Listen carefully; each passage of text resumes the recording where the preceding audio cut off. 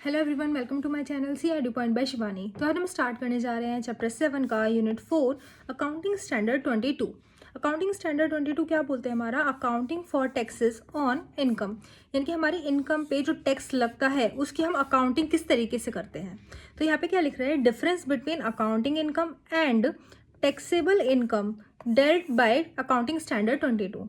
यानी कि हमारा अकाउंटिंग स्टैंडर्ड 22 क्या बताता है? हमारा डिफरेंस बताता है किस चीज़ के बीच में? अकाउंटिंग इनकम और टैक्सेबल इनकम के बीच में। सबसे पहले देखते हैं हम हमारी अकाउंटिंग इनकम क्या होती है और हमारी टैक्सेबल इनकम कौन सी होती है। अकाउंटिंग इनकम हमारी वो इनकम होती है जो हम अपनी बुक्स में बनाते हैं, यानी कि जब हम अकाउंट्स बनाते हैं तो उसमें हम क्या करते हैं? प्रॉफिट एंड लॉस अकाउंट तैयार करते हैं और उसमें हमारा एक नेट प्रॉफिट आता है। उसके बाद हमें पता चलता है कि हमारी इनकम कितनी थी। और टैक्सेबल इनकम हमारी कौन सी होती है? हमने पढ़ा था अपने टैक्सेशन में, हम इनकम निकालते थे पीजीबीपी में।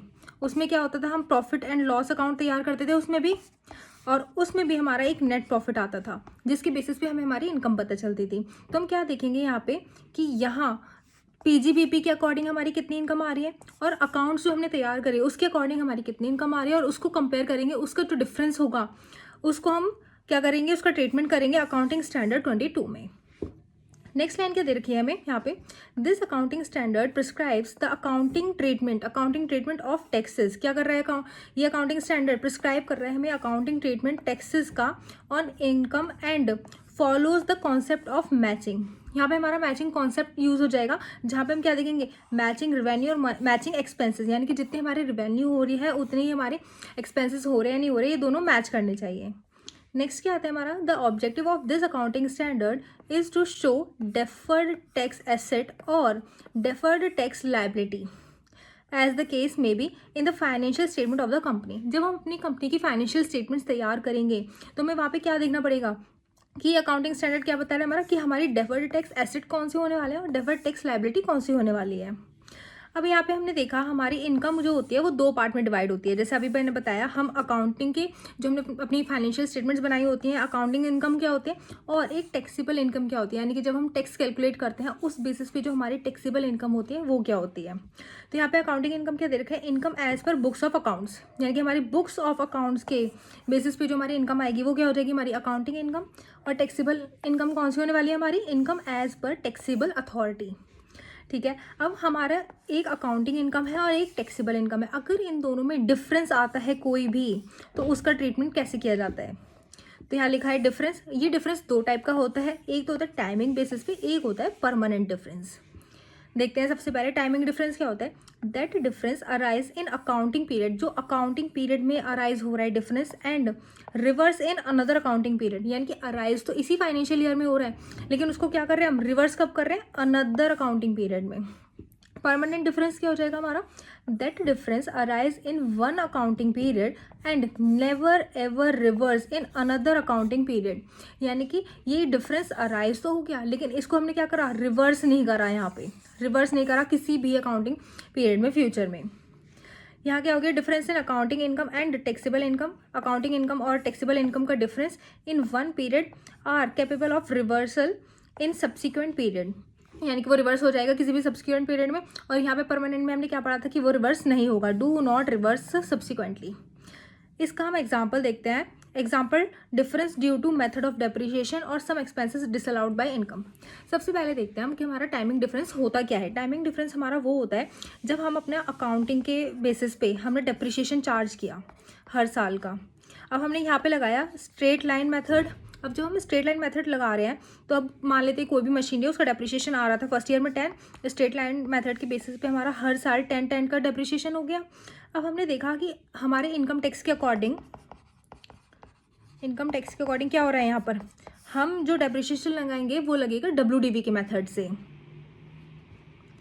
तो यहाँ पे पहले 30 था, फिर 20 हो गया, फिर 10 हो गया और फिर 5 हो गया। यहाँ कौन सा? WDV मेथड यूज़ हो रहा है। अब हमने क्या देखा, यहाँ पे हर साल जब हमारा डेप्रिसिएशन चेंज होगा तो इन दोनों के नेट प्रॉफिट में भी चेंज आएगा। पहले साल क्या होगा? अकाउंटिंग इनकम का नेट प्रॉफिट ज़्यादा होगा यहाँ पर। अब नेट प्रॉफिट ज़्यादा होगा तो इसकी इनकम भी ज़्यादा होगी और क्या हो जाएगा? हमारी अकाउंटिंग इनकम टैक्सेबल इनकम से ज़्यादा हो जाएगी यहाँ पर। और नेक्स्ट ईयर भी सेम प्रोसेस होना है, फिर अगले साल दोनों में बराबर हो जाएगा। और उसके बाद क्या होगा, एक में ज़्यादा और एक में कम, यहाँ पे टैक्सेबल इनकम ज़्यादा हो जाएगी हमारी। तो उससे हम क्या देखते हैं कि जहाँ पर भी चेंज हो रहा है हमारे मेथड में या किसी भी चीज़ में, तो वो क्या हो जाएगा, वो हो जाएगा हमारा टाइमिंग डिफरेंस में। और यहाँ पे क्या दे रखा है, some expenses disallowed by income tax. कुछ एक्सपेंसेस ऐसे होते हैं जो कि इनकम टैक्स डिसअलाउ करता है, यानी कि हम अपने अकाउंटिंग ट्रीटमेंट में तो उसे दिखाते हैं, लेकिन जहाँ हम इनकम टैक्स के अकॉर्डिंग उसको इनकम कैलकुलेट करते हैं वहाँ पे उसको डिसअलाउ कर देते हैं। तो वो हो जाएगा हमारा permanent change. Accounting standard 22 deals with only temporary difference. Temporary difference हमारा कौन सा हो जाएगा, टाइमिंग डिफरेंस। अब यहाँ पे क्या दे रखा है, example of permanent difference. Permanent difference हमने अभी क्या पढ़ा था, यहाँ पे डिसअलाउ हो जाते हैं हमारे इनकम टैक्स के एक्सपेंसेस। तो यहाँ पे जैसे डोनेशन है, अब हमारी अकाउंटिंग इनकम में क्या करेंगे, जब हम अपनी बुक्स में दिखाएंगे उसको डेबिट कर लेंगे प्रॉफिट एंड लॉस अकाउंट में। लेकिन इनकम टैक्स के अकॉर्डिंग क्या होता है, टैक्सेशन जब हम पीजीबीपी का अपना प्रॉफिट एंड लॉस तैयार करते हैं तो हम उसे इग्नोर कर देते हैं और उसे डिसअलाउ कर देते हैं, उसे इग्नोर करके उसे हम मैंशन नहीं करते कहीं भी। अब यहाँ पे क्या है, सेकंड एग्जांपल सीएसआर एक्सपेंसेस। ये भी हम अपने अकाउंट्स में क्या करते हैं, डेबिट कर देते हैं प्रॉफिट एंड लॉस अकाउंट में। और वहीं हम पीजीबीपी में क्या दिखाते हैं, इसको इग्नोर करके डिसअलाउड एक्सपेंसेस दिखा देते हैं। नेक्स्ट है थर्ड, पेनल्टी और फाइन। जब हम पेनल्टी और फाइन रिकॉर्ड करते हैं अपने अकाउंटिंग इनकम में तो वो भी डेबिट किया जाता है हमारे प्रॉफिट एंड लॉस अकाउंट में, लेकिन पीजीबीपी के अकॉर्डिंग वो भी हम इग्नोर कर देते हैं और डिसअलाउ। इस तरीके से एक और होता है हमारा interest on tax free bonds. ये हमारी अकाउंटिंग इनकम होती है, एक्सपेंसेस नहीं होते। तो इसमें क्या करते हैं हम, ये क्रेडिट किया जाता है प्रॉफिट एंड लॉस अकाउंट में, और जब हम पीजीबीपी तैयार करते हैं तो उस टाइम भी इसे इग्नोर कर दिया जाता है और डिसअलाउ हो जाता है। ये एक डिसअलाउड इनकम है। तो यहाँ पे हमने क्या देखा कि जो हमारी टाइमिंग डिफरेंस होती है, सिर्फ हम अकाउंटिंग स्टैंडर्ड 22 हमारा सिर्फ वही कंसिडर करते हैं, और जो हमारे परमानेंट डिफरेंसेस होते हैं उसे हम इग्नोर कर देते हैं। अब यहाँ पे देखते हैं हम हमारी कुछ टर्मिनोलॉजी जो कि इस चैप्टर में यूज़ होने वाली है, जिसमें पहला है हमारा करंट टैक्स।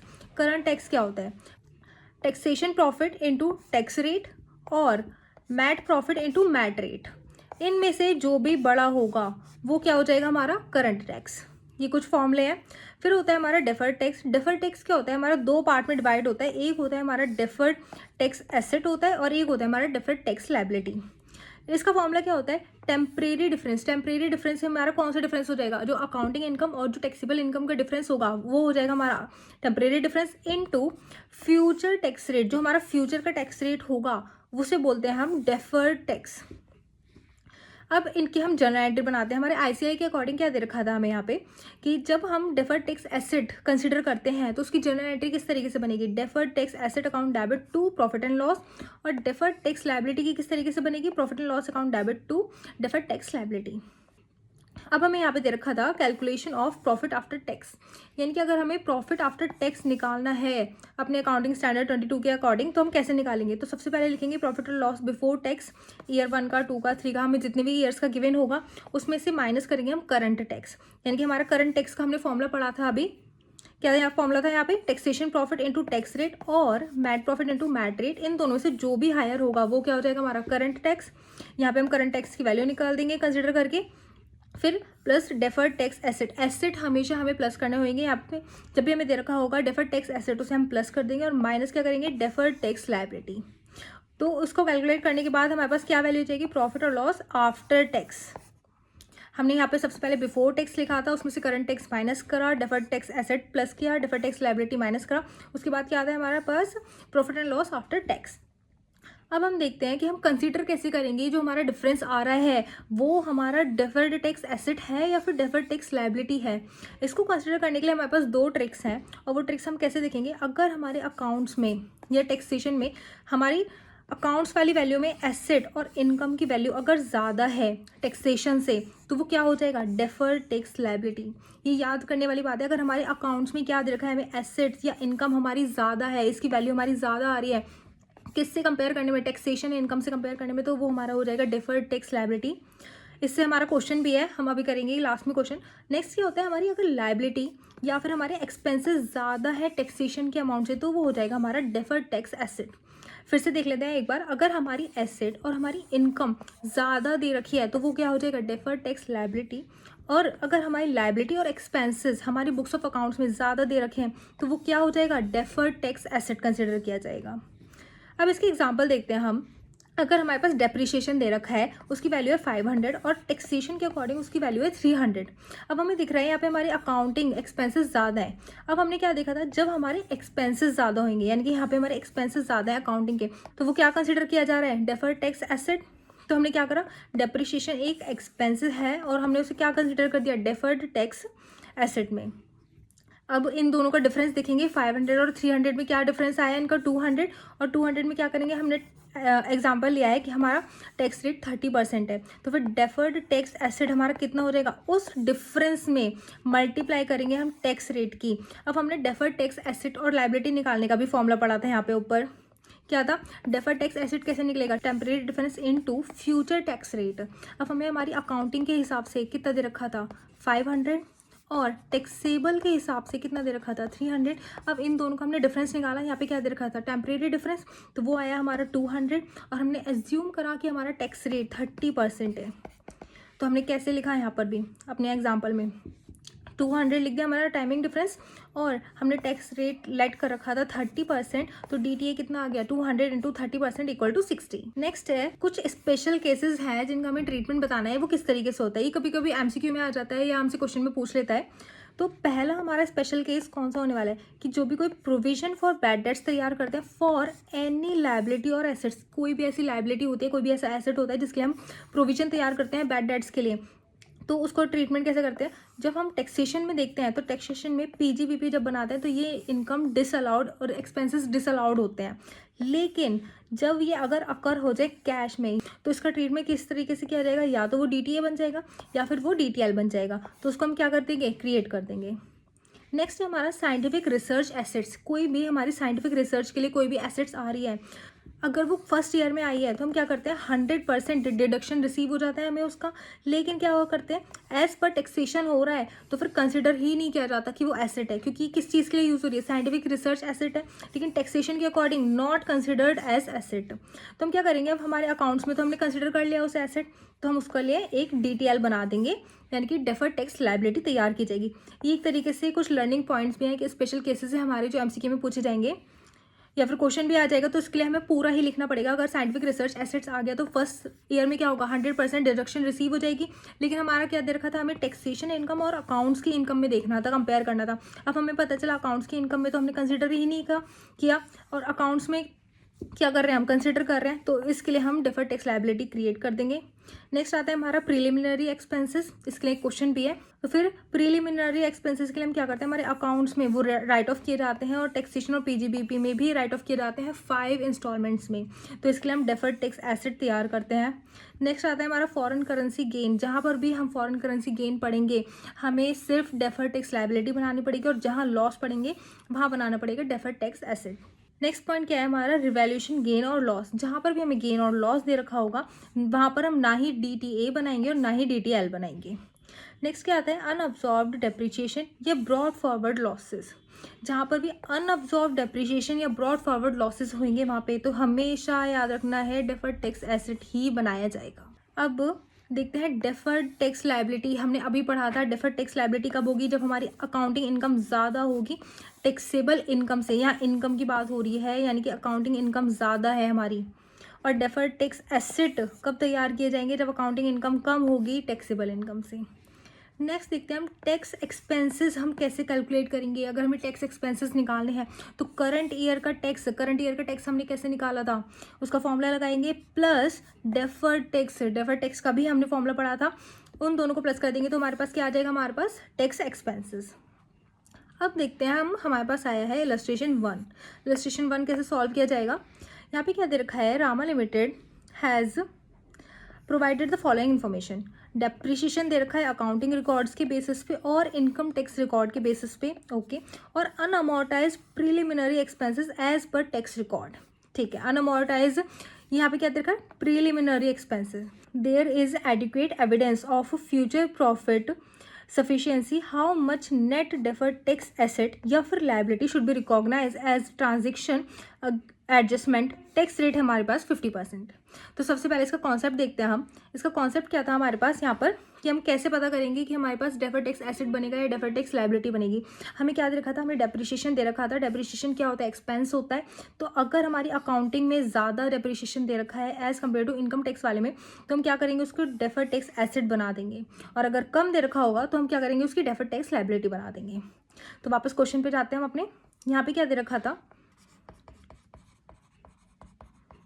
अकाउंटिंग देखेंगे, फिर इनकम टैक्स के अकॉर्डिंग देखेंगे, फिर उसका डिफरेंस निकालेंगे, देन टैक्स रेट, और देन डेफर्ड टैक्स एसेट बनेगा या फिर डेफर्ड टैक्स लायबिलिटी। तो सबसे पहले हमारी अकाउंटिंग इनकम कितनी थी, 2 लाख, और इनकम टैक्स के अकॉर्डिंग कितनी थी, 5 लाख।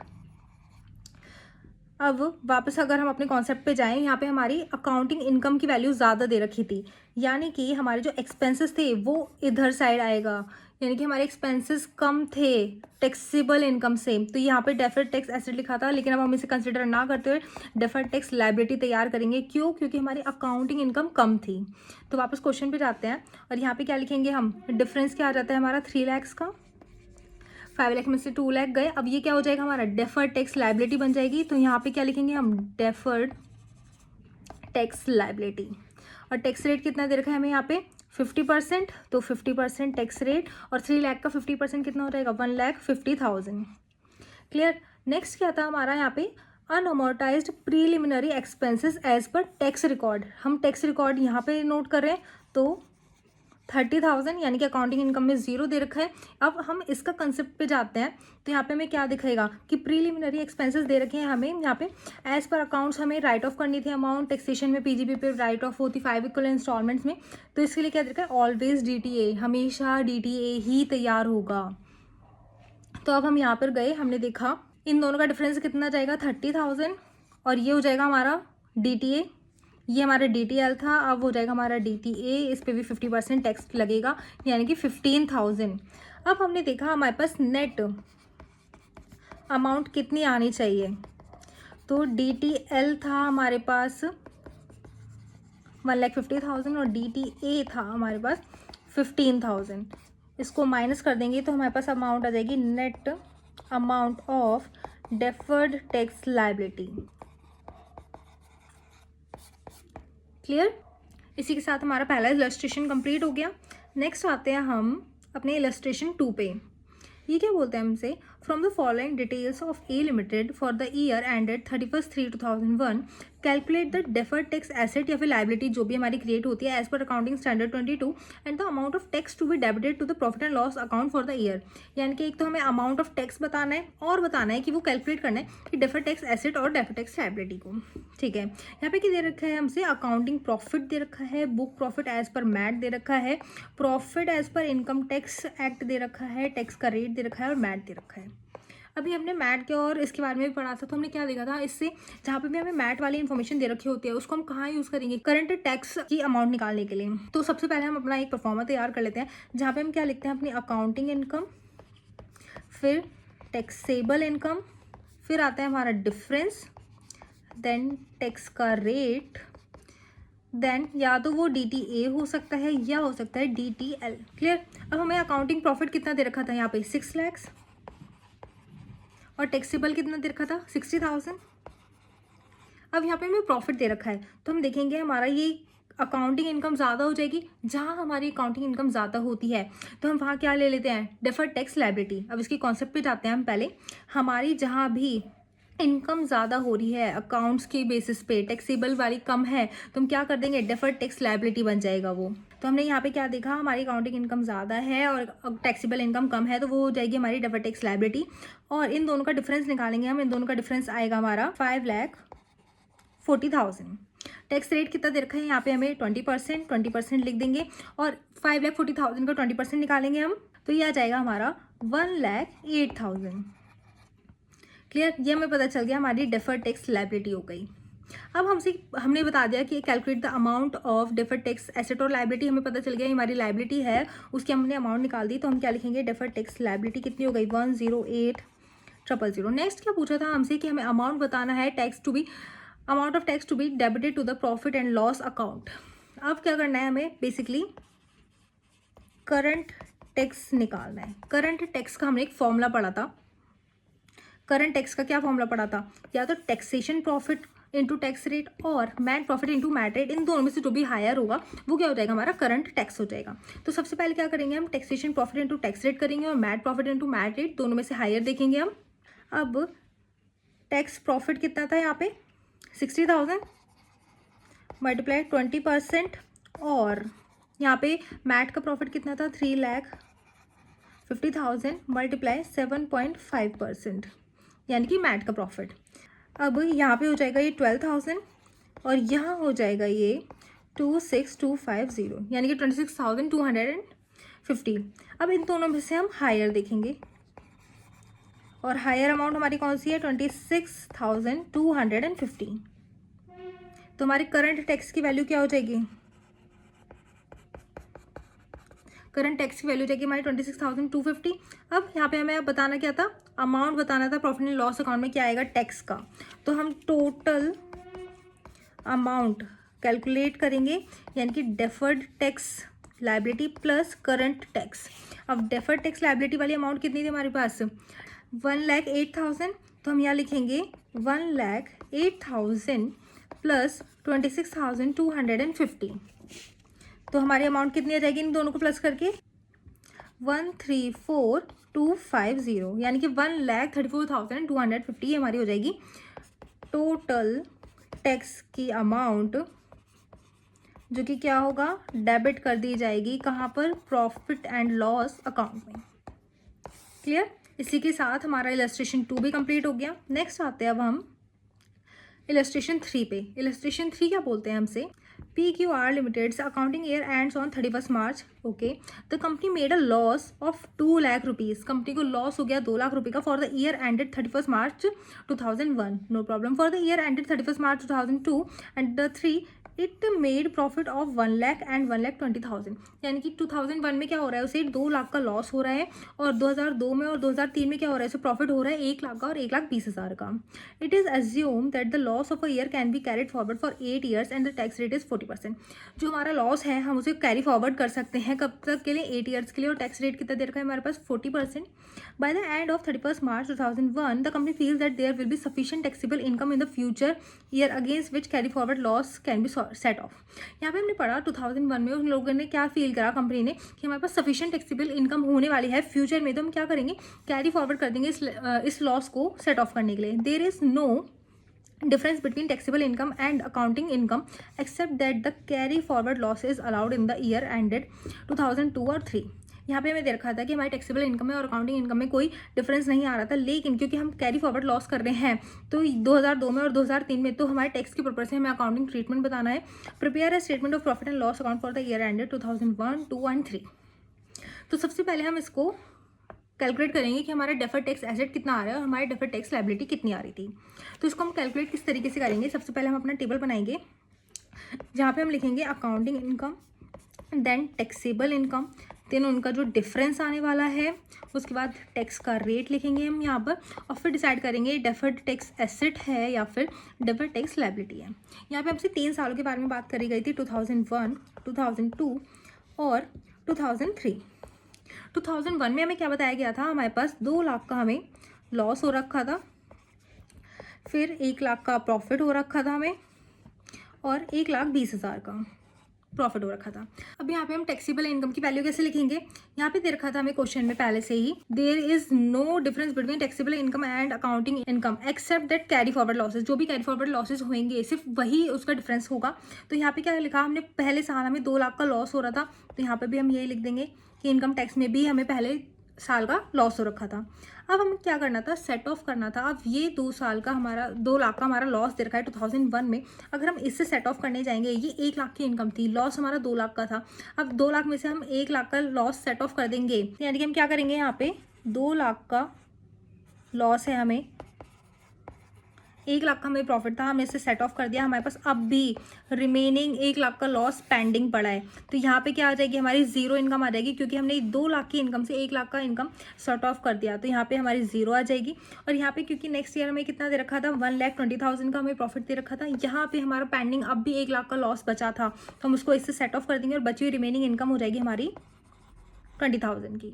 अब हम इन दोनों का डिफरेंस निकालेंगे। इसका डिफरेंस आ जाएगा यहाँ पर हमारा 1 लाख, इसका डिफरेंस आ जाएगा यहाँ पे अगेन 1 लाख, और इसका डिफरेंस आ जाएगा हमारा कुछ भी नहीं, क्योंकि 2 लाख का था अकाउंटिंग इनकम और टैक्सेबल इनकम। अब टैक्स रेट हमें क्वेश्चन में ऑलरेडी गिवन था, टैक्स रेट हमारा 40% था, तो हम 40% लिखेंगे यहाँ पे भी 40% और यहाँ पर भी 40%। अब 1 लाख का 40% निकालेंगे तो ये हो जाएगा 40,000, यहाँ पर भी 40,000। अब क्योंकि हमारी अकाउंटिंग इनकम ज़्यादा है और ये कौन से हमारी इनकम दे रखी है, तो हमारी हो जाएगी डिफर्ड टैक्स लायबिलिटी, और यहाँ पे क्योंकि डिफरेंस नहीं दे रखा तो ये हमारी डिफर्ड टैक्स एसेट बन जाएगी। ये हमने पढ़ा था अपने स्पेशल केसेस में। और 2 लाख का अगर हम डायरेक्ट 40% निकाल रहे हैं, 2 लाख का 40%, तो वो कितना हो जाएगा हमारा 80,000। क्लियर। तो यहाँ पे हमें पता चल गया हमारी डेफर्ड टैक्स एसेट की वैल्यू और डेफर्ड टैक्स लायबिलिटी की वैल्यू क्या होने वाली है। हमने कैसे पता लगाया, सब फिर से देख लेते हैं एक बार। हमने अपनी सबसे पहले इनकम लिख ली एज पर अकाउंटिंग इनकम, और टैक्सेबल इनकम में हमें क्वेश्चन में गिवन था कि कोई भी डिफरेंस नहीं है, लेकिन जो डिफरेंस कंसीडर किया जाएगा वो किस बेसिस पे किया जाएगा, जो हमारी कैरी फॉरवर्ड लॉसेस थे। तो पहले साल हमने क्या करा, जब हमें लॉस हो रहा था तो हमने टैक्सेबल इनकम में भी अपना लॉस दिखा दिया। नेक्स्ट ईयर हमारी इनकम दे रखी थी 1 लाख की, तो हमने क्या करा, हमें 2 लाख की लॉस से हमने 1 लाख की इनकम को सेट ऑफ कर दिया। तो यहाँ हमारी इनकम कितनी बची, 1 लाख की इनकम थी, सेट ऑफ हो गई, तो यहाँ पे अमाउंट आ गई हमारी 0। और यहाँ नेक्स्ट ईयर थर्ड ईयर में क्या था, 1,20,000 की अमाउंट थी, जो हमारा यहाँ पे पेंडिंग अब भी 1 लाख का लॉस बचा था, तो हमने उसको कंसिडर किया, यहाँ से सेट ऑफ किया, और हमारी टैक्सेबल इनकम बची 20,000। अब हमने इन दोनों को कंसिडर किया, जब हमारी ये दोनों सेम अमाउंट थी तो ये हमारी बन गई डेफर्ड टैक्स एसेट। डायरेक्ट हमने 2 लाख पे 40% लगा दिया टैक्स रेट। फिर क्या करा हमने, यहाँ पे चेक करा हमारी अकाउंटिंग इनकम ज़्यादा है टैक्सेबल इनकम से, तो वो हमारी क्या बन जाती है, डेफर्ड टैक्स लायबिलिटी। तो अमाउंट कितनी थी, इन दोनों का डिफरेंस हमने कैलकुलेट करा, 1 लाख माइनस 0, तो 1 लाख इंटू 40% कितना आ गया, 40,000। नेक्स्ट क्या था हमारा, 1,20,000 में से 20,000 हमारी टैक्सेबल इनकम थी। अगेन अकाउंटिंग इनकम ज़्यादा थी टैक्सेबल इनकम से, तो वो क्या बन जाएगी हमारी डेफर्ड टैक्स लायबिलिटी। हमने क्या करा, इन दोनों का डिफरेंस किया, 1 लाख आया, 1 लाख को 40% निकाला उसका, तो वो हो गया 40,000। तो हमारे पास डेफर्ड टैक्स एसेट भी आ गया, डेफर्ड टैक्स लायबिलिटी की वैल्यूज़ भी आ गई। अब हमसे क्वेश्चन में क्या पूछा गया था कि हमें क्या बताना था, statement of profit and loss account तैयार करना था। जब हम अपनी statement of profit and loss account तैयार करते हैं तो हमने देखा था हमें क्या चाहिए होता है, जब हमें अपना प्रॉफिट निकालना होता है तो हम क्या करते हैं, पहले हम लिखते हैं प्रॉफिट बिफोर टैक्स, उसके बाद क्या करते हैं, हम माइनस करते हैं करंट टैक्स, उसके बाद माइनस करते हैं डेफर्ड टैक्स लायबिलिटी, और प्लस करते हैं डेफर्ड टैक्स एसेट। इसमें क्या होता है, उसके बाद आता है कहीं जाके हमारा यहाँ पे प्रॉफिट आफ्टर टैक्स। क्लियर। अब हमें ये प्रॉफिट आफ्टर टैक्स निकालना है, उसके लिए हमें यहाँ पे हमने जो माइनस करा था करंट टैक्स, हमें उसकी वैल्यू भी निकालनी होगी। तो ये काम करते हैं, सबसे पहले हम करंट टैक्स की वैल्यू निकाल लेते हैं, उसके बाद सारी अमाउंट पुट कर देंगे उसमें। हमारे पास क्योंकि डेफर्ड टैक्स एसेट की वैल्यू भी है, डेफर्ड टैक्स लायबिलिटी की वैल्यू भी है, लेकिन हमारे पास करंट टैक्स की वैल्यू नहीं है, तो वो भी निकाल लेते हैं। सबसे पहले करंट टैक्स की वैल्यू हमारे पास कैसे निकलेगी, टैक्सेबल प्रॉफिट। टैक्सेबल प्रॉफिट हमने यहाँ पे क्यों लिखा, क्योंकि हमने देखा था जब हम करंट टैक्स कैलकुलेट कर रहे थे तो उसका हमने फॉर्मूला लिखा था, या तो हम मैट वाली अमाउंट होती है या फिर जो हमारा टैक्सेबल इनकम होती है उसको टैक्स रेट से मल्टीप्लाई करने के बाद हमारी जो आती है वैल्यू वो होती है हमारी करंट टैक्स। यानी करंट टैक्स जो बेस होता है वो किस चीज़ पे बेस होता है, टैक्सेबल प्रॉफिट पे। ईयर 1 है हमारा 2001, देन 2002 और 2003। अब यहाँ पे क्या लिखना है हमें, सबसे पहले हम यहाँ पे इनकम लिखेंगे। इनकम में हमने क्या देखा था, 2 लाख का लॉस, 1 लाख का प्रॉफिट और 1,20,000 का भी प्रॉफिट। अब यहाँ पे करेंगे हम सेट ऑफ, अपनी इनकम को सेट ऑफ करेंगे। इनकम टैक्स में क्या होता है, जो हमारे लॉसेस होते हैं उन्हें हम सेट ऑफ कर देते हैं आने वाले नेक्स्ट ईयर की प्रॉफिट से। तो यहाँ पे 2 लाख का लॉस दे रखा था हमें, तो यहाँ पे सेट ऑफ करने के लिए तो कोई अमाउंट है ही नहीं, यहाँ पे कुछ भी नहीं लिखेंगे हम। नेक्स्ट ईयर 1 लाख का हमारे पास प्रॉफिट है, यहाँ पे 2 लाख का हमारे पास लॉस दे रखा था, इस लॉस को हम 1 लाख सेट ऑफ कर देंगे। तो यहाँ पे 1 लाख माइनस करेंगे, यहाँ पे क्या करेंगे, यहाँ पे भी हम 1 लाख माइनस कर देंगे, क्योंकि यहाँ पे भी हमें प्रॉफिट दे रखा है 1,20,000 का, यानी कि हमारा ये 2 लाख वाला लॉस 2 साल में सेट ऑफ हो जाएगा। तो अब हम यहाँ पे क्या लिखेंगे, टैक्सेबल इनकम,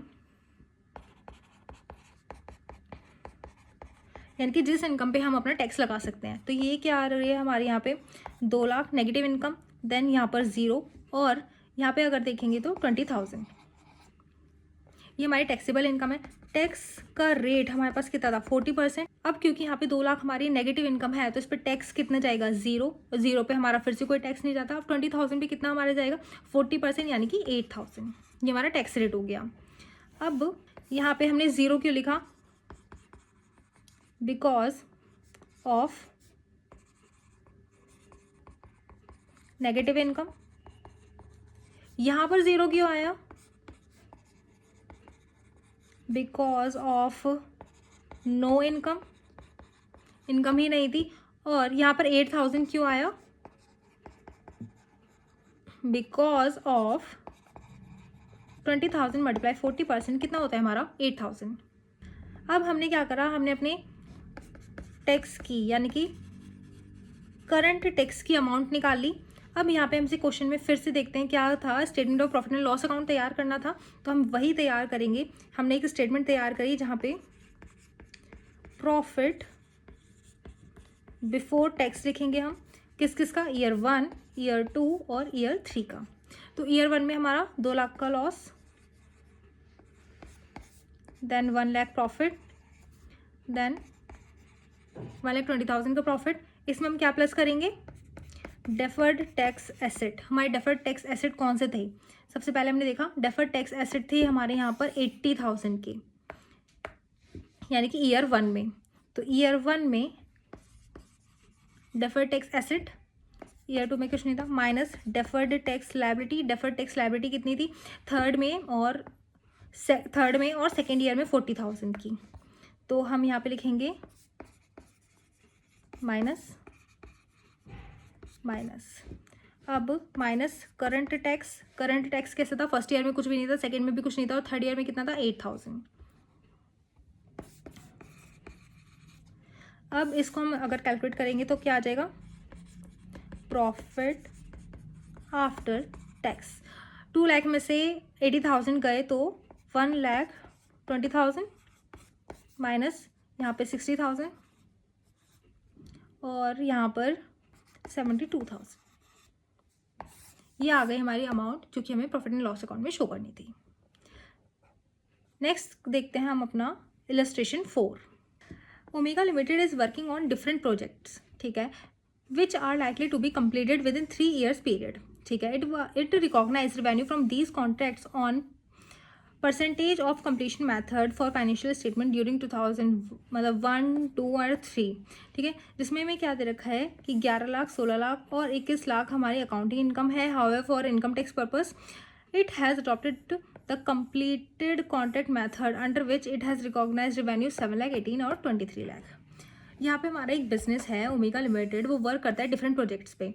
तो उसने क्या देखा कि 3 साल में यानी कि 2001, 2002 और 2003 में जो हमारे बुक्स ऑफ अकाउंट्स में हम अपनी अमाउंट रिकॉर्ड कर रहे थे 11 लाख, 16 लाख और 21 लाख, ये किस बेसिस पे कर रहे थे कि हमारा जितना भी काम हो रहा है परसेंटेज ऑफ कंप्लीशन मेथड, यानी कि जितनी परसेंट काम होगा सिर्फ उतनी परसेंट ही इनकम उसे रिसीव होगी, यानी कि इस बेसिस पे उसने अपने बुक्स ऑफ अकाउंट में रिकॉर्ड करी। लेकिन यहाँ पे एक चीज़ और दे रखी थी कि जब हमने अपने इनकम टैक्स पर्पस की अकॉर्डिंग देखा तो उन्होंने क्या देखा कि कंप्लीटेड कॉन्ट्रैक्ट मेथड, यानी कि जितना कंप्लीट हो जाएगा उसके बाद ही उसे इनकम रिसीव होगी, यानी कि हमारी टैक्सेबल इनकम जो होने वाली है, टैक्सेबल इनकम वो डिफरेंट है। 7 लाख, 18 लाख और 23 लाख, दोनों में डिफरेंस आ गया है यहाँ पर।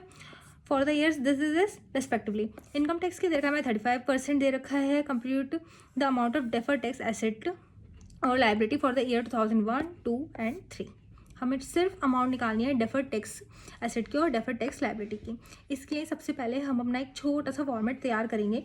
इसमें हम यहाँ पे सबसे पहले क्या लिखेंगे? अपनी accounting income, then taxable income, then उन दोनों का डिफरेंस क्या आने वाला है, यहाँ पे लिखेंगे टैक्स रेट और देखेंगे कि वो डेफर्ड टैक्स एसेट है या फिर वो है डेफर्ड टैक्स लायबिलिटी।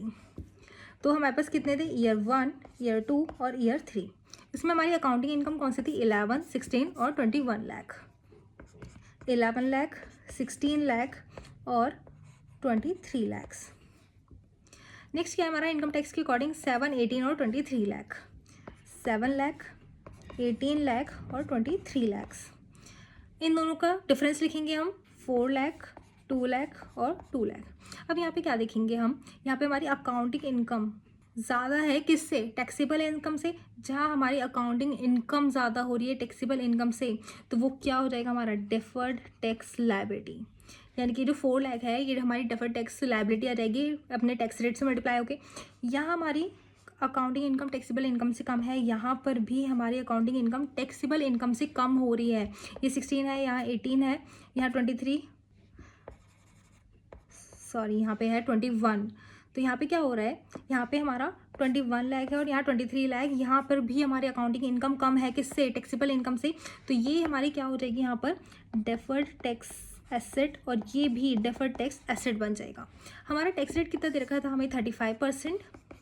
तो यहाँ पे हम अपना टैक्स रेट लिख देंगे 35% का, और 4 लाख इंटू 35% हमारा कितना हो जाएगा, 1,40,000, और 2 लाख का 35% हो जाएगा हमारा 70,000, यहाँ पर भी 70,000। क्लियर। अब हमने देखा कि ईयर 1 के एंड में हमारे पास डेफर्ड टैक्स लायबिलिटी है कितनी, 1,40,000 की एसेट्स है दे रखी है। 2002 के एंड में 70,000 और 3 के एंड में 70,000। अब हमें क्लोजिंग बैलेंस तो सबका पता चल गया। देखा जाए ईयर 1 में हमें यहाँ पे क्लोजिंग बैलेंस कितना दे रखा है, 1,40,000 का। तो ये क्या है, हमारी डेफर्ड टैक्स लायबिलिटी। इसे हम direct profit and loss account में शो कर देंगे अपने। नेक्स्ट क्या दे रखा है हमारा, ईयर 2 में जो इसका क्लोजिंग होगा ईयर 1 का, वो ईयर 2 का क्या हो जाएगा, ओपनिंग बैलेंस। ओपनिंग बैलेंस कितना, 1,40,000, क्या है, डेफर्ड टैक्स लायबिलिटी।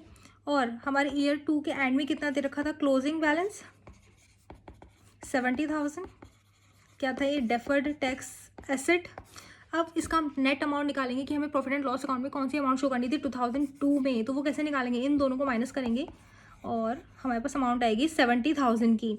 और ये 70,000 जब हम डेफर्ड टैक्स लायबिलिटी में से एसेट माइनस कर देंगे तो हमारे पास क्या बचेगा, डेफर्ड टैक्स लायबिलिटी। यानी कि ईयर 2 में जो हम वैल्यू दिखाने वाले हैं डेफर्ड टैक्स लायबिलिटी की, वो हम डेफर्ड टैक्स एसेट नहीं लिखेंगे 70,000 का, वो लिखेंगे हम 70,000 की डेफर्ड टैक्स लायबिलिटी। नेक्स्ट आ जाएगा हमारा ईयर 3 का। ईयर 3 में क्या करेंगे, ओपनिंग बैलेंस क्या हो जाएगा हमारा, जो क्लोजिंग बैलेंस होगा हमारे ईयर 2 का, यानी कि ये 70,000 कितना, डेफर्ड टैक्स लायबिलिटी, क्योंकि अब लायबिलिटी है ये, एसेट्स नहीं बचा क्योंकि हमने सेट ऑफ कर दिया अमाउंट को। और क्लोजिंग बैलेंस क्या दे रखा था हमारे ईयर 3 का, 70,000 डेफर्ड टैक्स एसेट। इन दोनों को अगर हम सेट ऑफ करेंगे तो अमाउंट आ जाएगी हमारी 0। यानी कि ईयर 3 के हम प्रॉफिट एंड लॉस अकाउंट में कोई भी अमाउंट नहीं दिखाएंगे क्योंकि हमने यहाँ पर इसको सेटअप कर दिया डेफर्ड टैक्स लायबिलिटी से डेफर्ड टैक्स एसेट को। हमारे इस क्वेश्चन में बस हमसे यही पूछा गया था कि हम क्या अमाउंट दिखाएंगे कहाँ पर, डेफर्ड टैक्स एसेट की और डेफर्ड टैक्स लायबिलिटी की, ईयर 1 में, ईयर 2 में और ईयर 3 में। तो हम कैसे कैलकुलेट करेंगे, जो हम यहाँ पर बैलेंसेस निकालते हैं वो हमारे क्लोजिंग बैलेंस होते हैं हर साल के। अब हमने ईयर 1 का तो अमाउंट निकाल लिया, डेफर्ड टैक्स लायबिलिटी थी हमारे पास क्योंकि हमें सेट ऑफ नहीं करना था उससे किसी को।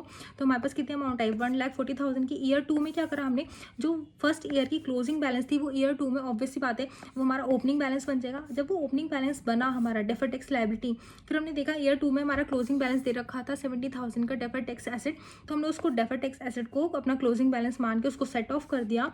तो लायबिलिटी बड़ी थी, पॉजिटिव थी, तो हमने पॉजिटिव अमाउंट लिख दी डेफर्ड टैक्स लायबिलिटी की एसेट से सेट ऑफ करके।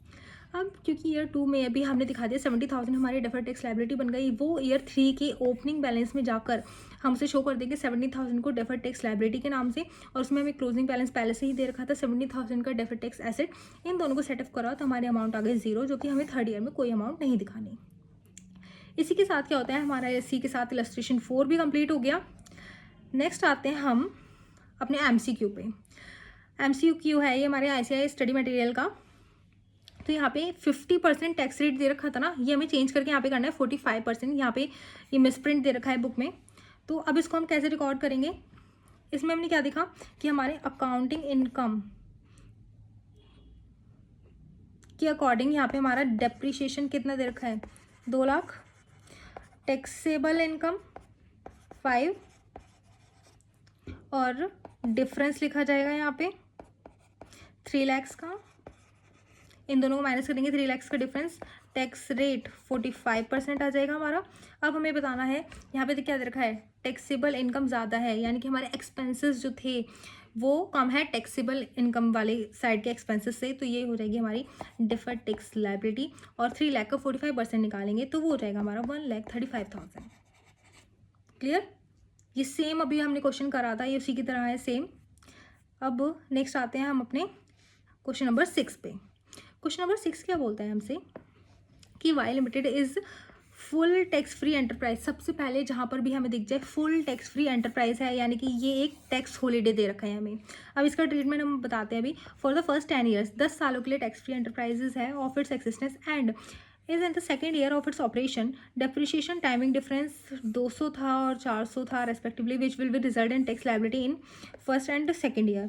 From the third year it is expected that the timing difference would reverse each year by rupees 10 lakh, assuming tax rate 40%, find out the deferred tax liability at the end of second year and any change to be profit and loss account.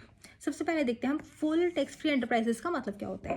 यहाँ पे जहाँ पर भी full tax free दे रखा है, यानी कि वो एक टैक्स हॉलीडे है, और टैक्स हॉलीडे हम कहाँ पढ़ते हैं, एज पर सेक्शन 10A और 10B में।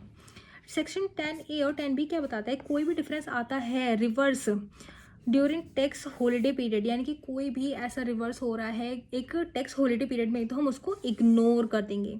यहाँ पे क्या दे रखा था, हमारे 10 साल का कॉन्ट्रैक्ट था, मतलब ये पूरा 10 साल का कॉन्ट्रैक्ट होगा हमारा, यानी कि फर्स्ट सेकेंड और थर्ड ईयर में क्या हो रहा है, यहाँ पे क्या दे रखा था कि सेकेंड ईयर के आते आते हमें पता चला हमारी एक अमाउंट दे रखी है, उसको हम रिवर्स कर रहे हैं 10 लाख हर साल, यानी कि पहले 2 साल तो हमने नहीं किया कुछ भी, यहाँ कुछ नहीं हुआ। अब ये जो हमारे 3rd 4th 5 6 7 8 9 10 ईयर्स हैं, हम इसमें हर साल 10 लाख वाली अमाउंट को रिवर्स कर रहे हैं। तो इसका ट्रीटमेंट हमने क्या बताया कि कोई भी ये जो टैक्स हॉलीडे वाला पीरियड था, इसमें कोई भी अमाउंट रिवर्स होती है हॉलीडे पीरियड में, तो उसको हम इग्नोर कर देते हैं। Such difference reduce from first oriented difference, यानी कि जो हमारे पहले साल डिफरेंस आए होंगे सिर्फ हम उससे ही उसे रिड्यूस कर पाएंगे। इसके लिए हमें फीफो मेथड यूज़ करना है, यानी कि जो हमें पहले अमाउंट आई थी हम सिर्फ उसी से डिडक्ट करेंगे, उसके बाद जाके हम नेक्स्ट अमाउंट से डिडक्ट करेंगे। यहाँ पे क्या दे रखा था हमें, टैक्स हॉलीडे पीरियड हमारा कितना था, 10 ईयर्स का दे रखा था। यहाँ पे क्या दे रखा था हमारा क्वेश्चन में, first 10 years of its enterprise, full tax free enterprise थी कितने, फर्स्ट 10 ईयर्स के लिए। तो हमने यही लिख दिया, टैक्स हॉलीडे पीरियड हमारा 10 ईयर्स था, जिसमें कि अब हम 3 से 10 ईयर तक के बीच में देखेंगे, क्योंकि पहले 2 साल तो हमारी अमाउंट आ गई थी, तो 3 से 10 साल तक के बीच में, यानी कि हमारे पास 8 साल थे। 8 साल हमें कितनी अमाउंट रिवर्स करनी थी, 10 लैक्स की, यानी कि टोटल 8 साल में कितनी 80 लैक्स की अमाउंट हमारी रिवर्स होने वाली है। तो हमने यहाँ पे क्या पढ़ा था, such difference reduce from first originated difference, यानी कि और पहली बात यहाँ पे ये ओरिजिनेट भी हो रहा है और रिवर्स भी हो रहा है, किसमें, इन द सेम ईयर, इसी साल में ओरिजिनेटेड हुआ और रिवर्स भी हो गया सेम ईयर में। अब हमें देखना है इस 80 लैक्स का हम क्या करेंगे, दैट 80 लाख ईयर 1 में हमारा टाइमिंग डिफरेंस कितना था,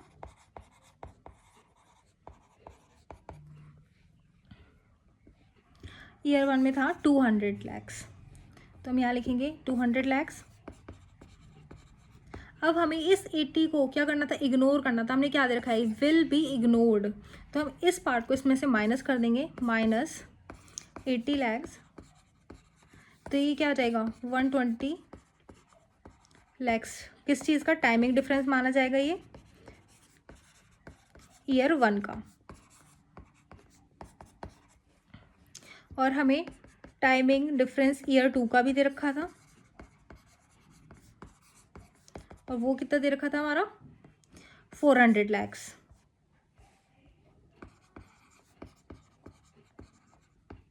अब क्योंकि हमें इसमें निकालना था डेफर्ड टैक्स एसेट और डेफर्ड टैक्स लायबिलिटी की वैल्यू, तो वो कैसे निकालेंगे हम, तो सबसे पहले हम ईयर 1 और ईयर 2 लेंगे, इनका टाइमिंग डिफरेंस है 120 और इसका है 400 into tax rate.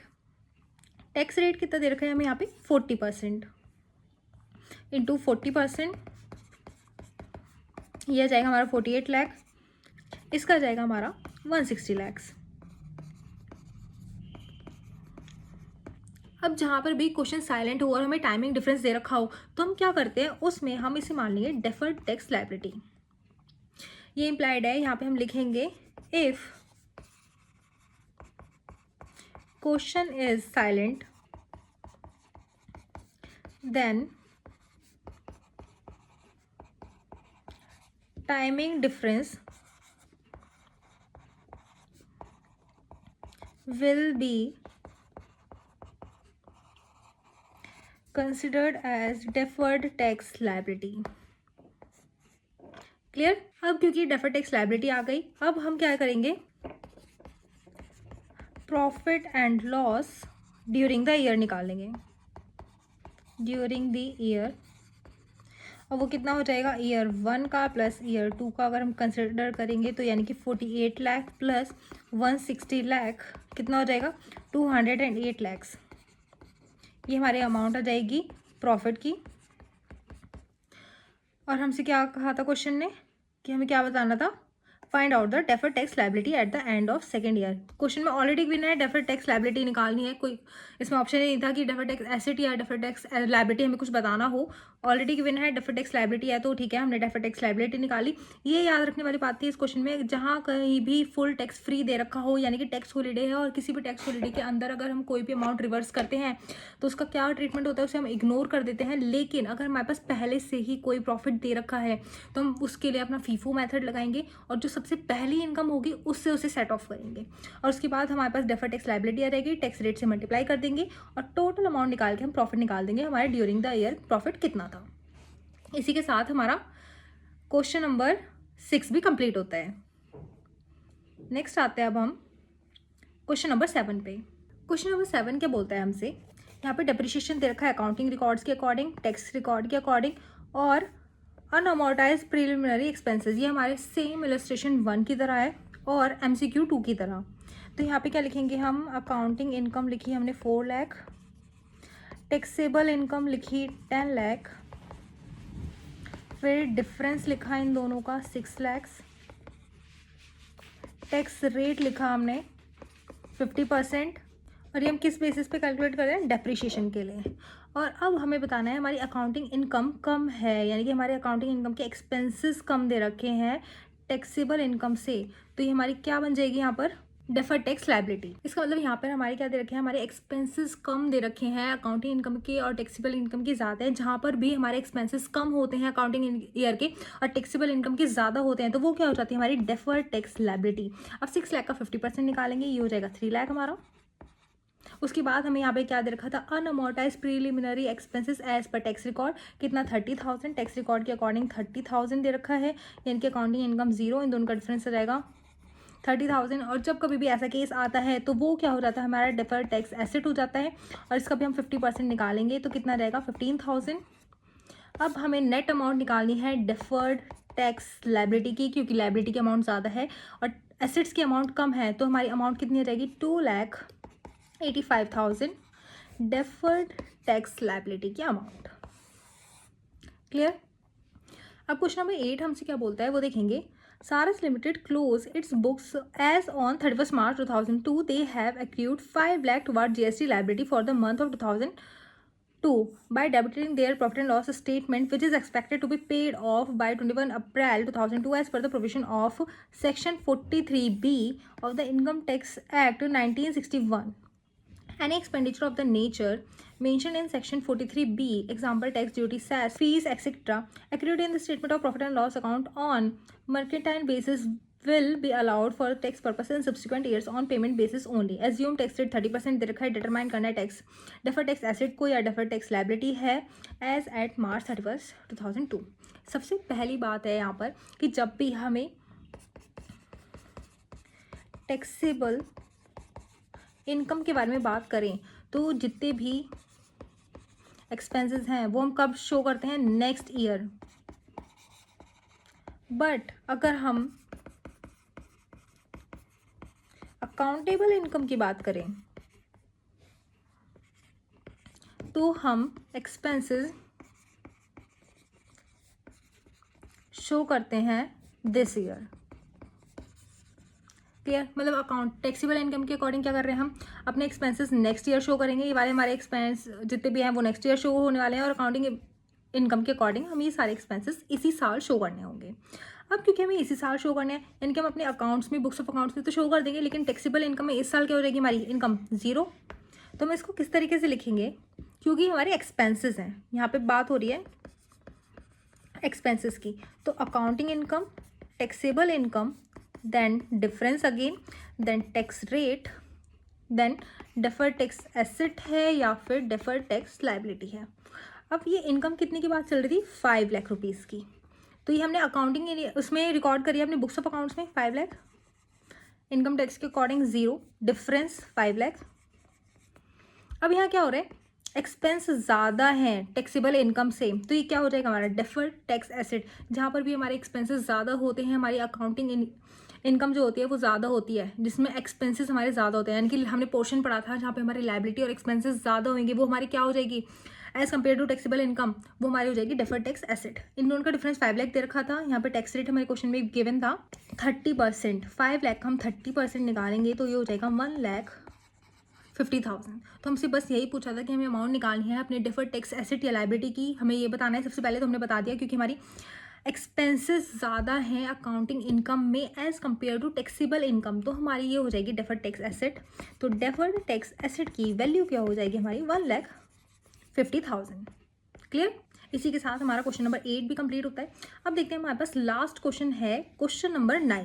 Question number 9 क्या बोलते हैं हमसे कि ABC Company limited had an investment in venture capital amounting 10 crore rupees. ठीक है, ABC कंपनी लिमिटेड है, उसने एक इन्वेस्टमेंट करी है किसमें, वेंचर कैपिटल में, कितने रुपीज़ की, 10 करोड़ रुपीज़ की। तो यहाँ पे दे रखा है venture capital in turn had invested in the below portfolio companies new startups on behalf of ABC limited. यहाँ पे हमें क्या दे रखा था कि हमारी एक ABC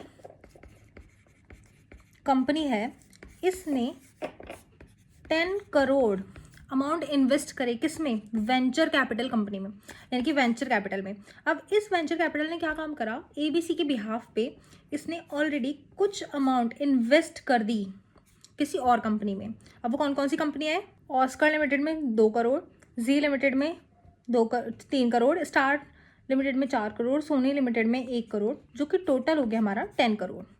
यानी कि किस किस में करी, ऑस्कर, जी, स्टार और सोनी में।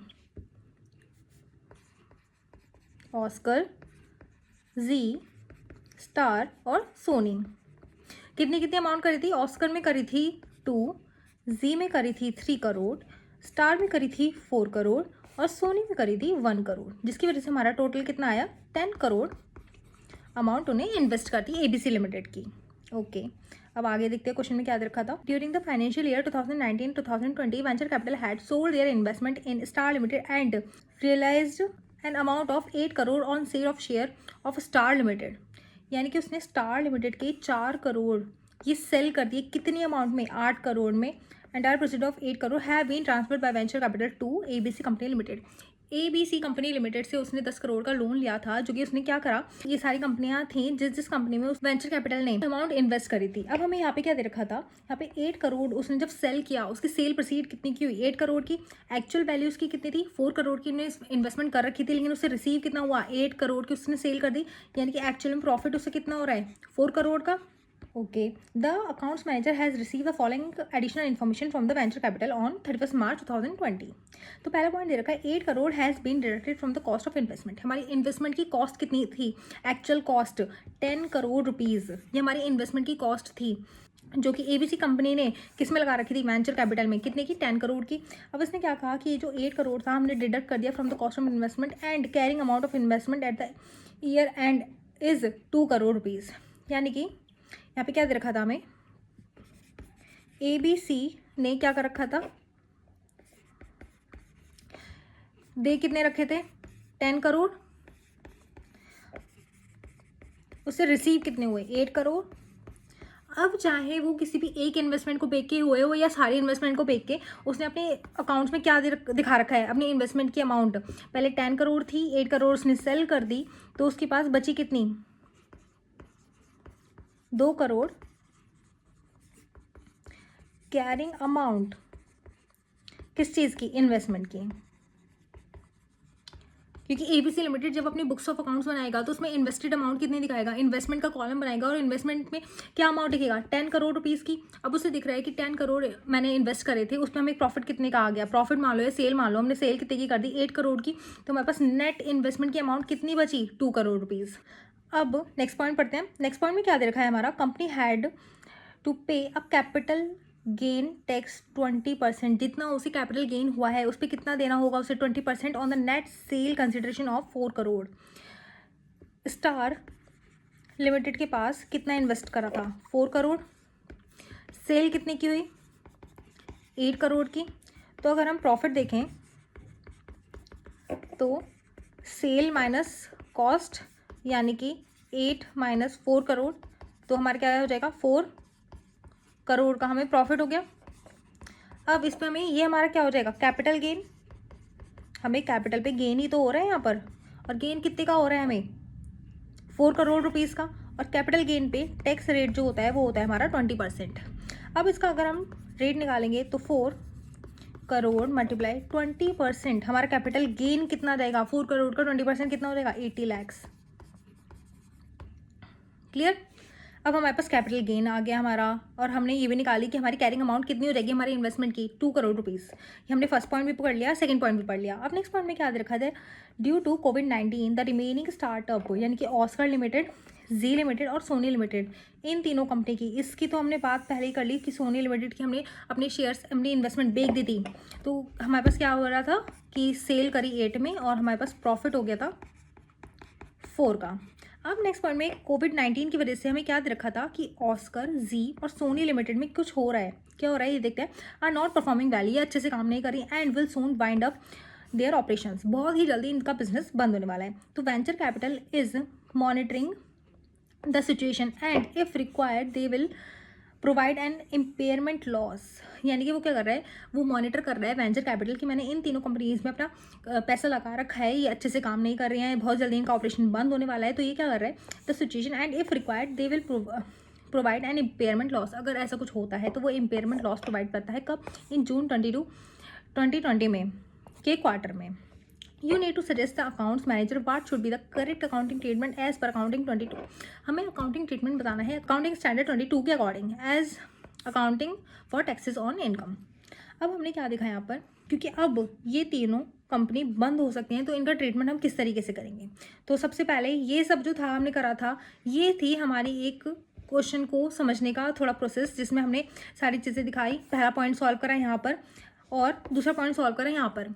अब हम देखते हैं अगर हमें इसे एक अच्छे रिप्रेजेंटेशन तरीके से करना हो तो हम कैसे लिखेंगे, तो इसका आंसर डालेंगे हम आंसर।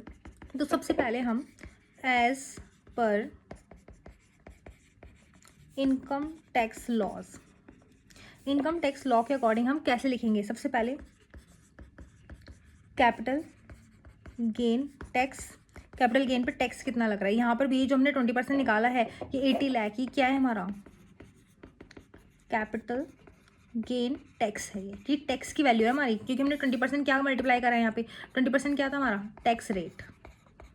जब हम यहाँ निकाल रहे हैं कैपिटल गेन टैक्स में तो हम क्या करेंगे 8 करोड़ माइनस 4 करोड़, यानी कि हमारी सेल प्रोसीड्स माइनस कॉस्ट, तो हमारे पास कितना आ गया 4 करोड़ मल्टीप्लाई 20%, क्योंकि हम रेट निकाले हैं टैक्स रेट 20%, तो क्या हो गया 80 लैक्स। क्लियर। ये तो हमने यहाँ पे देखा as per income tax loss, लेकिन हमसे क्या पूछा गया था एज पर अकाउंटिंग स्टैंडर्ड 22 बताना है हमें कि अकाउंटिंग स्टैंडर्ड 22 के बेसिस पे हम क्या करेंगे। तो हम यहाँ क्या लिखेंगे एज पर अकाउंटिंग स्टैंडर्ड 22, हमें अकाउंटिंग स्टैंडर्ड 22 के अकॉर्डिंग क्या करना है, यहाँ लिखेंगे हम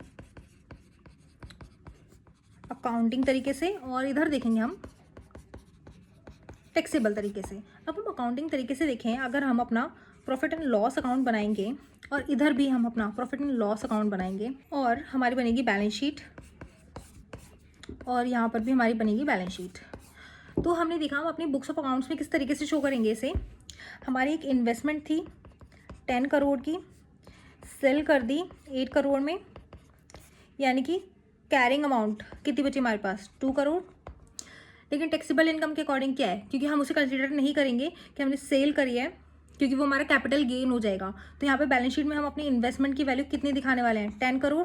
अब क्योंकि हमें वहाँ पे टैक्सेबल इनकम के अकॉर्डिंग जब हमें वो कैपिटल गेन हो रहा है तो वो हमारा हो जाएगा गेन। तो गेन कहाँ आएगा प्रॉफिट एंड लॉस अकाउंट में। गेन कितने का हो रहा था हमें 4 करोड़ रुपीज़ का।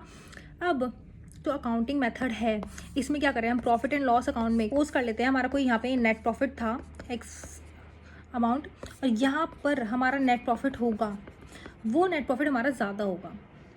यहाँ हमें गेन हो रहा है, गेन की वजह से क्या होता है नेट प्रॉफिट ज़्यादा होता है।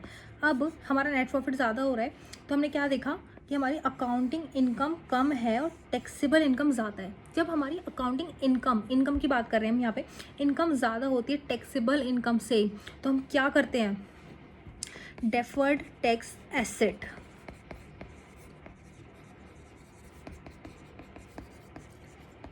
क्रिएट करा जाता है? कब क्रिएट करा जाता है? जब हमारी अकाउंटिंग इनकम कम है टैक्सेबल इनकम से, टैक्सेबल इनकम ज़्यादा हो रही है यहाँ पर, तो यहाँ पे हम अपना डेफर्ड टैक्स एसेट तैयार करेंगे। लेकिन एक चीज़ और है यहाँ पे, हमारे क्वेश्चन में क्या दे रखा था, क्वेश्चन नंबर 3 में, कि कोविड-19 की वजह से हमारे सारे बिजनेस वाइंड अप होने वाले हैं और ख़त्म होने वाले हैं, तो हमें क्या करना होता है, लास्ट में इम्पेयरमेंट लॉस की भी हमें 2020 के क्वार्टर में तैयार करना होगा। तो यहाँ पे अगर हम डेफर्ड टैक्स एसेट ले लेते हैं इसे, अब एसेट में क्या होता है, वो आगे कैरी फॉरवर्ड किया जाता है। अब हमें कैरी फॉरवर्ड की उम्मीद ही नहीं है, क्योंकि यहाँ पे आने वाले बिजनेस क्या हो रहे हैं, हमने स्टार लिमिटेड से तो जितनी भी हमारी इन्वेस्टमेंट थी उसे सेल आउट कर दी, और बाकी 3 बिजनेस हमारे लॉसेस में आए या फिर वाइंड अप होने वाले हैं बहुत जल्दी। तो डेफर्ड टैक्स एसेट को हम कैरी फॉरवर्ड तो कर नहीं सकते। तो हम यहाँ क्या लिखेंगे कि 3rd पॉइंट के अकॉर्डिंग यहाँ पर हमारे बिजनेस आगे चल ही नहीं रहे, तो यानी कि हमारा डेफर्ड टैक्स एसेट नहीं बनेगा, क्योंकि आगे इनकम ही नहीं होगी, तो हम डेफर्ड टैक्स एसेट शो कैसे करेंगे? तो इसके लिए यहाँ पे हम लिखेंगे थोड़े से पॉइंट्स, जो कि इस क्वेश्चन का आंसर लिखा जाएगा एक प्रॉपर फॉर्मेटिव में। As per accounting standard 22, deferred tax asset should be recognised and carried forward to the extent that there is reasonable certainty that sufficient future taxable income will be available। यहाँ पे क्या दे रखा है हमें, as per accounting standard 22, deferred tax asset should be recognise and carried forward to the extent that there is reasonable certainty that sufficient future taxable income will be available. यानी कि अगर हमारे फ्यूचर में कोई भी टैक्सेबल इनकम अवेलेबल की जा रही है, यानी कि sufficient future taxable income will be available, अगर हमारे पास आगे फ्यूचर में कोई भी इनकम का हमारे पास सोर्सेज है, तभी हम डेफर्ड टैक्स एसेट को रिकॉग्नाइज करेंगे या फिर उसको कैरी फॉरवर्ड करेंगे। और कैरी फॉरवर्ड भी जब तक होगा जब तक हमारे पास इनकम अवेलेबल है हमारे बैलेंस शीट में या फिर हमारे बुक्स ऑफ अकाउंट्स में। आगे लिखेंगे इसमें हम, since in this case due to COVID-19 the portfolio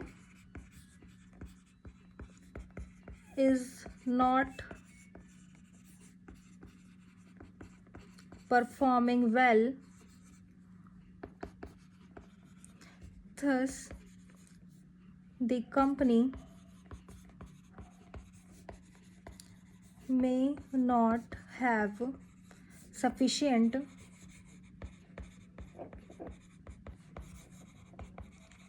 future taxable income. Therefore, we should not recognize deferred tax asset। इसमें भी सेम बात बोली जो भी हमने ऊपर लिखी थी। इस केस में क्या हो रहा है, कोविड-19 की वजह से जो हमारा पोर्टफोलियो है वो परफॉर्म कर नहीं रहा सही से। तो क्या हो रहा है, कंपनी ने क्या करा कि उसने देखा कि फ्यूचर टैक्सेबल इनकम की तो कोई चांसेस ही नहीं है, कोई हमारे फ्यूचर में टैक्सेबल इनकम होने वाली है। Therefore we should not recognise deferred tax asset, इसलिए हम डेफर्ड टैक्स एसेट को रिकॉग्नाइज नहीं करेंगे। इसी के साथ हमारा ये क्वेश्चन भी कंप्लीट होता है। तो इस क्वेश्चन में हमने थ्योरी पढ़ी है, इलस्ट्रेशन करे हैं और न्यूमेरिकल्स करे हैं। तो अगर किसी भी स्टूडेंट को किसी भी टॉपिक के साथ कोई भी प्रॉब्लम हो रही है तो प्लीज़ कमेंट सेक्शन में ज़रूर बताएं। Thank you.